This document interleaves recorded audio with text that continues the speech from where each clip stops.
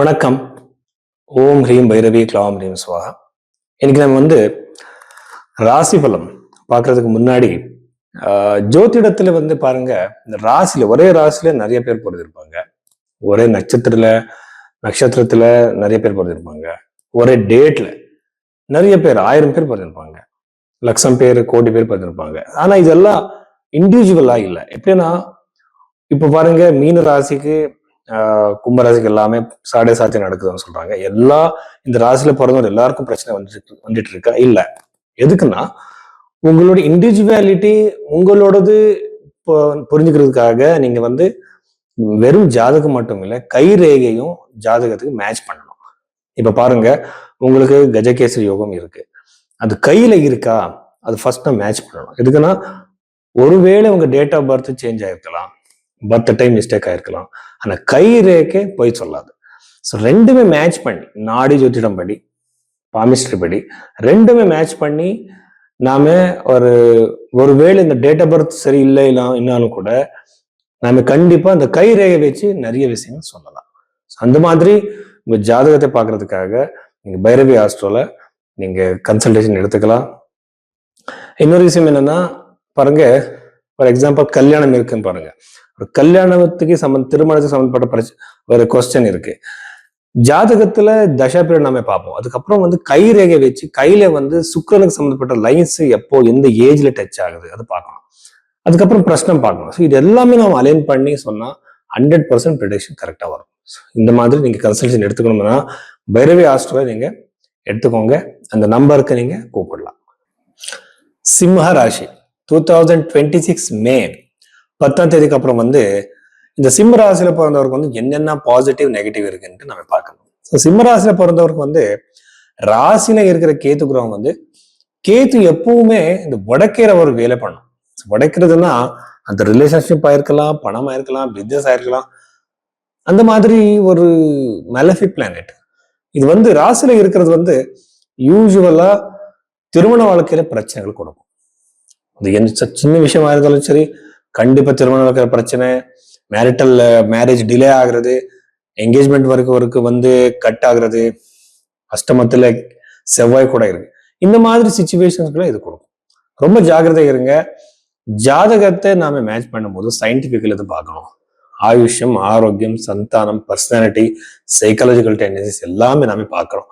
அது விட்டுட்டு சும்மா ஒரு பொருத்தம் பார்க்க கூடாது. ஸோ இது ரொம்ப ஜாக்கிரதை இருங்க. அந்த மாதிரி சிச்சுவேஷன்ஸ் அவாய்ட் பண்ணுங்க. கொஞ்சம் புத்திசாலியை யோசிச்சு பேசுங்க. இதுக்கான ஒரு எமோஷனலி பேசினா அங்க மேரிட்டல் லைஃப் டெஸ்ட்ராய் ஆகிற சான்ஸ் அதிகமாகவே இருக்கு. அதுக்கப்புறம் சதுர்த்த பாவத்தில் இருக்கிற சுக்கிரன் பார்க்கும்போது யூஸ்வலா இவருக்கு ஏதாவது பொருள், கேட்ஜெட்ஸ் ஆயிருக்கலாம், வெஹிக்கிள்ஸ் ஆயிருக்கலாம், துணி கூட ஆயிருக்கலாம். இந்த மாதிரி இப்ப நிறைய நாளையுமே உங்க மனசுல இருக்கும். இதென்ன சார் நீங்க துணி சொல்வீங்கன்னா, எப்படின்னா அவர் இருக்கிற பொசிஷன் மேல ஒரு சின்ன சின்ன பொருள்கள் கூட ஒருத்தருக்கு ரொம்ப இம்பார்ட்டன்ட் ஆகிருக்கும். அது வாங்குற அவர் லைஃப்ல வர அதிகமான சான்சஸ் இந்த டைம் பீரியட்ல இருக்கு.